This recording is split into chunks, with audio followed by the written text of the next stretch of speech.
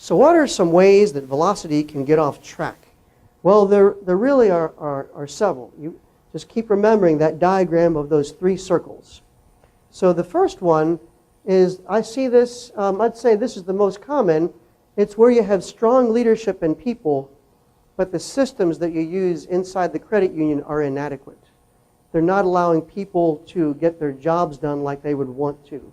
So what I see a lot of times, there are numerous complaints that I hear about core systems providers.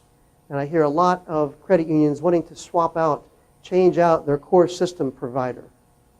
Why? Because it's not letting them get the job done, and it's frustrating. It's prohibiting them from going as fast toward their goals as they would like.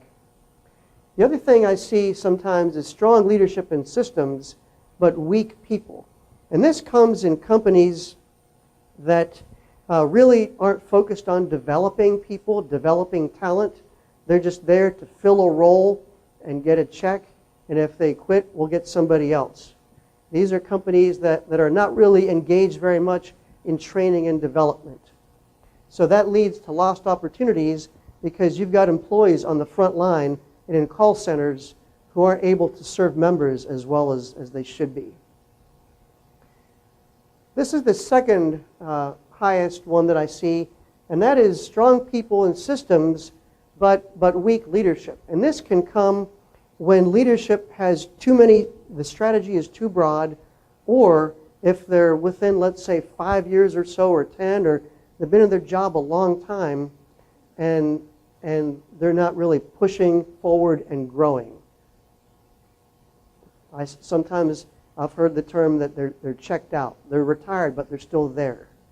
And that can be very frustrating and create a sense of hopelessness for employees, because no matter what I do as an employee, and no matter what kind of systems we engage in our credit union, our management is still not going to buy in. There's still inertia there.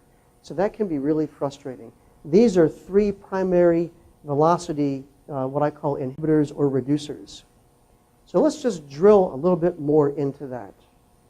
So the first one has to do with strategy. So I said sometimes the strategy is too broad, it's unclear, we want to be everything to everybody, and sometimes there's not real unity on the executive team in terms of the strategy. So if I manage mortgage, if you're the CFO, if you're the head of the branch division, we're all going our separate ways and we're not unified around a common strategy. I see that quite often. And so that really slows a credit union down in terms of achieving its goals and providing clear direction for its employees. I'll go through these quickly. Sometimes you can have members who are unaware of all the products and services that you offer. That's very common. And so them not being aware of how you can help them slows down your progress. Let's talk about strategic partners. So you all have, in your credit unions, you all have technology partners, all kinds of vendors that serve you. And chances are very good that you are not using those external partners to the greatest extent of their ability to serve you. So something that I like to do is bring in my external partners once a year and say, how am I not using you to the fullest extent that I can? So I've bought a particular piece of technology from you. How am I underusing it? How are other credit unions using it better than me? And then once we're off of that, by the way, what other products do you have that I'm not using and I should know about? And then finally, what are other credit unions and banks around the country doing that you see that I haven't even thought of?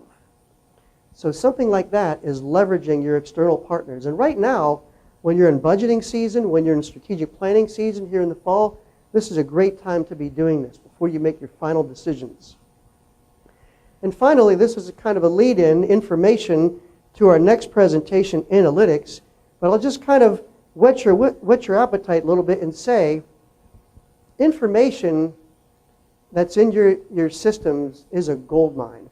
And for many credit unions, it's untapped. You've got process information, credit information, where people on their mortgage applications that have told you where they bank.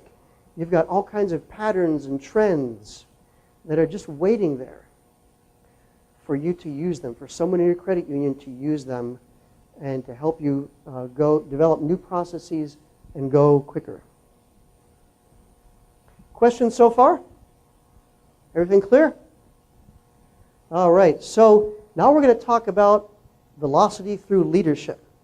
And so just remember that we're always talking about these three circles here. So the next probably 6 or 7 roughly slides, we're going to be talking about leadership, a leadership system designed to create clarity and direction so that the employees know where they're going and we can build systems that will get us in that direction.